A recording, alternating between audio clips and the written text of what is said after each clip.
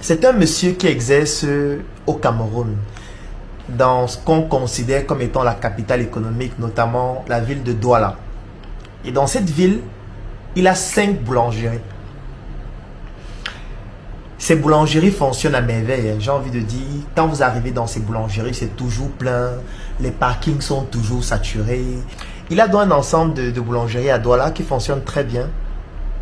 Et un jour, en discutant avec lui, je lui dis, mais attends, tes boulangeries fonctionnent très bien à Douala. Pourquoi tu n'ouvres pas à Yaoundé?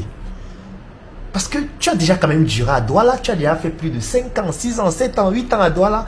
Tes boulangeries fonctionnent à merveille. Mais pourquoi tu n'ouvres pas aussi tes boulangeries à Yaoundé et même dans les pays de la sous-région? Pourquoi tu ne crées pas des franchises pour développer ton business? Ce jour, nous étions en train de manger, il riait, il a ri peut-être pendant 20 minutes. Il me dit, Claudel, les histoires que tu racontes en ligne là, en tout cas moi je sais que tu veux bâtir une Afrique forte, du moins si tu veux contribuer à bâtir une Afrique forte, tu veux que les Africains se mettent ensemble pour travailler, tu veux vraiment que les gens se mettent ensemble, tu te bats pour que les gens se mettent ensemble, mais moi, j'ai abandonné ce combat. Je dis, mais comment tu as abandonné le combat? Dis-moi, réponds d'abord à ma question. Pourquoi tu n'ouvres pas tes boulangeries à Yaoundé? Et il m'a répondu avec beaucoup d'ironie. Il me dit, Claudel, quand je me lève le matin, je prends mon téléphone. Il est 7 h du matin. Quand je me lève à 7 h, en 1 heure de temps, je fais le tour de toutes mes boulangeries. Et à 8 h, 8 h 30, au plus tard à 9 h, j'ai déjà fait le tour de toutes mes boulangeries. J'ai déjà mis des protocoles pour faire tous les recouvrements. J'ai déjà contrôlé toutes les comptabilités. J'ai déjà tout vérifié. J'ai déjà vérifié l'état des stocks. J'ai déjà tout mesuré. Et je peux me reposer tranquillement. Et si on me contacte à 15 h et on me dit qu'il y a un problème, je peux me lever instantanément à 15 h, qu'importe l'endroit de la ville de Douala où je me trouve, et je visite toutes mes boulangeries en 1 heure de temps pour voir quel est le problème, pour résoudre le problème. Lorsque tu me demandes d'aller installer mes boulangeries à Yaoundé, ça veut dire que je ne pourrai plus le faire.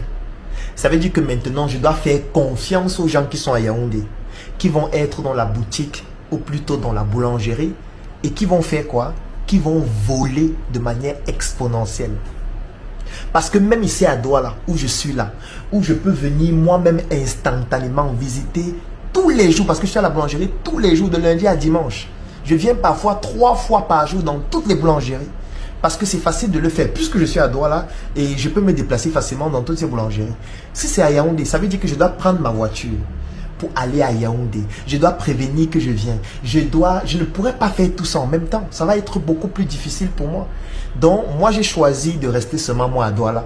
J'ai seulement mes boulangeries dans les quartiers que tu connais là. Moi, je ne veux pas m'étendre plus que ça. Ce n'est pas l'argent qui manque, Claudel. Toi, tu sais que ce n'est pas un problème d'argent. Je peux ouvrir les boulangeries dans tout le Cameroun. Mais rien que par rapport à ce facteur qui est le vol et la trahison. Parce que j'ai beaucoup de collaborateurs avec qui j'ai travaillé, avec qui je faisais la boulangerie, qui aujourd'hui ont commencé à voler mes contacts de fournisseurs, ont commencé même à me saboter auprès des personnes avec qui je travaillais, mes collaborateurs et même mes banquiers. Et même parfois, j'ai envie de dire, mes opérateurs financiers ou plutôt mes investisseurs et mes actionnaires, et qui m'ont quitté, qui sont allés créer leur propre boulangerie et qui aujourd'hui sont en train de me faire une concurrence. Donc du coup, pour éviter de me retrouver dans tout ça, moi je veux gérer seul. Je n'ai même plus besoin d'avoir les associés et tout ça. Moi je gère avec la banque directement. Je prends l'argent à la banque, je gère. Ou parfois je gère à la tontine. Je prends l'argent à la tontine, un crédit, je gère mon business. Je n'ai pas besoin d'avoir beaucoup d'acteurs dans mon business, beaucoup d'investisseurs et tout ça. Non, non, je ne veux pas les mots de tête. Il y a trop de vol, il y a trop de trahison. Beaucoup de personnes seraient étonnées d'entendre ce genre de raisonnement, mais il a raison. Il a raison parce que dans le milieu des affaires, le vol et la trahison, ce sont des fléaux extraordinaires. En fait, quand vous êtes un homme d'affaires, quand vous êtes un entrepreneur, quand vous êtes un opérateur économique, vous devez pratiquer ce que j'appelle l'acupuncture. Vous connaissez l'acupuncture des Chinois. Ça veut dire que vous devez apprendre à encaisser des couteaux dans le dos. Et pour que quelqu'un vous plonge un couteau dans le dos, il faut qu'il soit proche de vous. Ça veut dire qu'il faut que ce soit un proche collaborateur. Il faut que ce soit quelqu'un avec qui vous êtes en train de cheminer. Ça ne peut pas être un inconnu. Donc vous allez cheminer avec des personnes, vous allez leur apprendre des choses, vous allez les pousser à progresser, vous allez faire le business ensemble. Et ce sont ces personnes-là qui vont vous planter des couteaux profonds dans le dos. Et vous allez en recevoir plusieurs couteaux de ce type-là. Au point où ça va vous rendre parano. Vous allez vous dire, mais est-ce qu'on peut encore se mettre avec quelqu'un jusqu'à travailler? Parce qu'avec tous les couteaux que j'ai reçus là, je vais encore même me lever pour travailler. Non, mon frère, tu dois te lever. C'est pour ça que je dis que tu dois pratiquer l'acupuncture. Ça veut dire que tu vas marcher avec les couteaux dans le dos, en étant fier, sans pleurer. Un entrepreneur ne pleure pas à cause d'une trahison. Il ne pleure pas à cause d'un vol. Tu vas être avec des collaborateurs qui volent. Tu sais qu'ils volent, mais tu es obligé de rester avec eux. C'est incroyable, n'est-ce pas? Moi, j'ai des collaborateurs avec qui je suis et je sais que ce sont des personnes qui volent, mais je suis obligé de continuer de travailler avec ces personnes.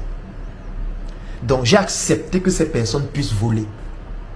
Parce que le vol, on n'en parle pas suffisamment, mais le vol, c'est un fléau extraordinaire dans notre environnement. Je vais prendre un autre exemple d'une histoire d'un membre toujours de la Startup Academy. Lui, il a une boutique, il fait dans le domaine de la cosmétique et il vend les mèches. Je ne veux pas dévoiler son identité, donc je vais juste te raconter l'histoire. Et lui, quand il me racontait son histoire, je lui disais, mon frère, par rapport au vol et à la trahison, raconte-moi un peu ton expérience et dis-moi plutôt comment est-ce que tu gères la plupart des fois ce genre de cas. Et il me dit, Claudel, moi quand je fais ma comptabilité, c'est amusant, il dit que quand je fais ma comptabilité, par exemple, si je vends les téléphones comme ça, si je fais venir par exemple 1000 téléphones, en faisant ma comptabilité de toutes les charges qui entrent en jeu, dans mes lignes de charge, il y a vol. Donc lui, il a déjà prévu dans sa comptabilité que les gens vont voler. Il a déjà budgétisé combien on va voler. Jusqu'à ce que, quand il calcule sa marge, il a déjà enlevé l'argent du vol. C'est bizarre, n'est-ce pas? Parce que vous allez vous dire qu'il est fou. Comment est-ce qu'il fait? Oui, parce qu'il a étudié son business, parce qu'il le fait au marché Mokolo depuis plus de 15 ans. Il a étudié son business, il a essayé d'évaluer combien est-ce que ses collaborateurs volent par an. Et chaque année, lorsqu'il fait donc sa structure des coûts, il met le budget du vol. Parce qu'il a compris que, et il m'expliquait que Claudel, ça ne sert à rien de combattre le vol. Tu ne peux pas éliminer le vol dans ton business. Les gens vont voler. Les gens vont prendre l'argent, ils ne vont pas déclarer. Les gens vont sous-déclarer ce qu'ils ont. Les gens vont créer leur business dans ton business sans toi. Les gens vont contacter parfois tes clients pour vendre d'autres produits, d'autres services et tu ne sauras jamais. Les gens vont créer leur business dans ton business, contacter les personnes qui investissent dans ton business pour leur demander d'investir dans leur propre projet en leur faisant comprendre que ton business n'est pas crédible pour développer leur propre business. Les gens vont venir dans ton business pour apprendre, comprendre le métier et après t'abandonner pour aller développer leur propre business. Les gens vont faire des choses extraordinaires et les gens là, ce sont les gens qui sont proches de toi. Ce ne sont pas les inconnus. C'est des personnes qui vont être hyper proches de toi, qui vont bien comprendre comment ça se passe et vont te planter un couteau profond dans le dos. Et certains en te plantant le couteau vont souhaiter que tu meurs directement. D'autres vont même essayer de t'empoisonner. D'autres vont essayer de t'éliminer physiquement. D'autres vont essayer de te calomnier de la manière la plus tragique possible pour que tu disparaisses, pour que tu abandonnes, pour que tu te casses la tête. En fait, vous entendez parler de l'entrepreneuriat. L'entrepreneuriat, c'est la tendance du moment. Mon frère, le jour où tu vas recevoir un couteau dans le dos, 2 couteaux, 3 couteaux, 5 couteaux, 10 couteaux, quand tu vas te tourner pour regarder qui est en train de mettre le couteau et tu vas te rendre compte que c'est quelqu'un qui est proche de toi depuis 10 ans, 15 ans, 20 ans, 5 ans, 3 ans, 2 ans et à qui tu as accordé une confiance totale, tu vas devenir fou. Si tu n'es pas quelqu'un de solide émotionnellement, si tu n'es pas handicapé émotionnellement, tu ne peux pas t'en sortir. Tu vas avoir l'impression que tu deviens fou. Tu vas te poser la question, mais j'ai manqué à quel niveau? Qu'est-ce que je n'ai pas fait? Qu'est-ce qu'il fallait que je fasse? J'ai manqué mes engagements à quel niveau? Mais non, parfois tu fais tout ce qu'il faut faire, mais c'est là où le couteau est plus profond dans le dos. Et où parfois on met le couteau, on tire encore une balle dans la tête. Mon frère, l'entrepreneuriat, ce n'est pas l'église. C'est pour ça que je disais dans une de mes publications, un extrait d'une phrase du Prince Parolier, je ne tends pas la deuxième joue, comme celui qui est né à Bethléem. Parce que celui qui est né à Bethléem nous a dit que si on gifle la joue gauche, tu tends la joue droite. Si en entrepreneuriat, tu tends la joue droite, ce ne sera pas seulement le couteau que la personne va mettre dans ton dos, mais la personne va te trancher la tête.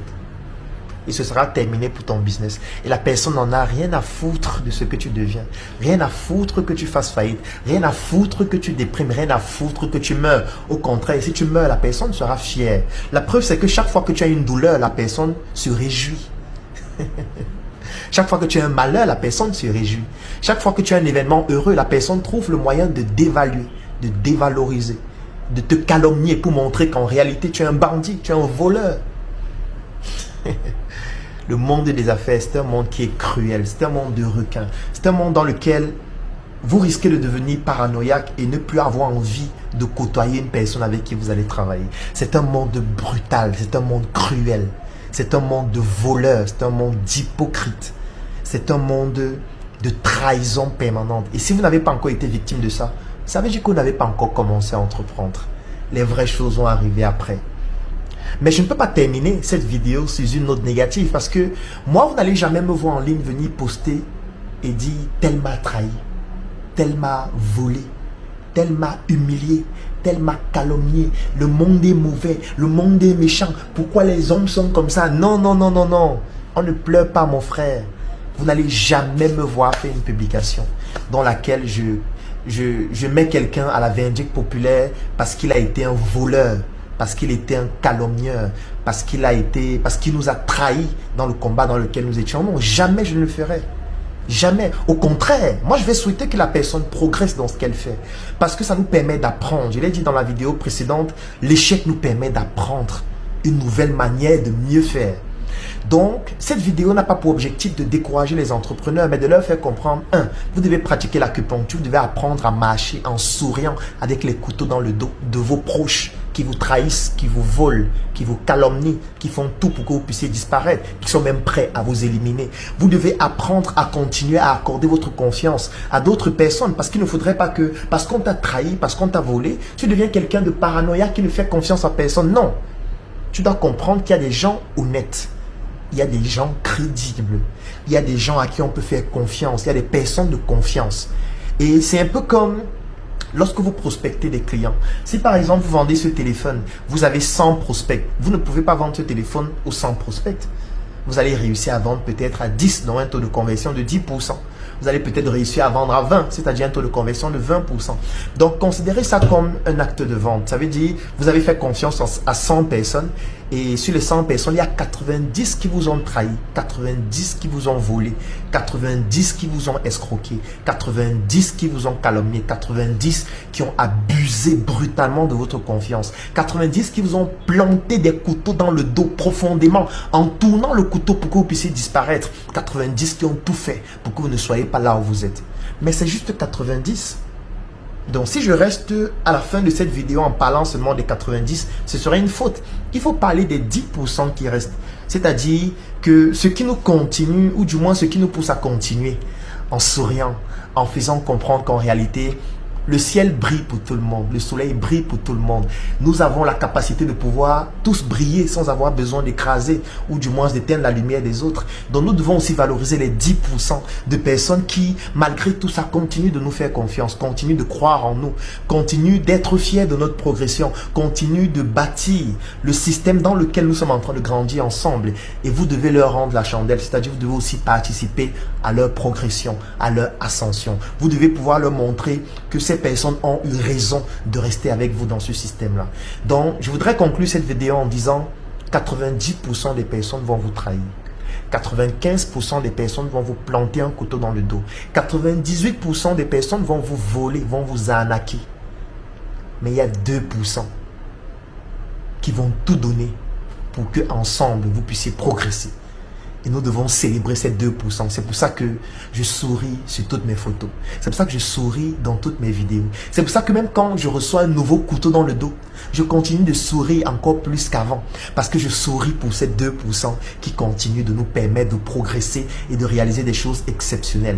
Et ces 2% se retrouvent dans les membres de la Startup Academy. Ces 2% se retrouvent dans la tontine structurelle africaine que nous avons créée afin de pouvoir développer des projets de grande envergure en nous mettant ensemble nous Africains. Et toi aussi, tu peux faire partie de ces 2% dès aujourd'hui. Il te suffit tout simplement d'écrire en commentaire « Claudel, je souhaite rejoindre ton équipe ». Et ensemble, nous allons bâtir des projets d'une envergure importante parce que je sais que parmi ceux qui m'écoutent, il y a ces 2% qui sont des personnes vraies, crédibles et loyales avec lesquelles nous pouvons bâtir des projets sur le très long terme. Si toi aussi tu fais partie de ces 2%, écris en commentaire, Claudel, je souhaite rejoindre ton équipe, contacte-nous inbox ou alors contacte les numéros que nous allons laisser en commentaire et ensemble, je suis certain que nous allons bouleverser l'avenir économique de l'Afrique. Porte-toi bien mon frère et surtout, fais face à tes trahisons avec sérénité et pratique l'acupuncture. N'abandonne jamais. Aujourd'hui, je suis ravi de vous présenter un nouveau projet que nous avons choisi d'intituler ACAC Hub.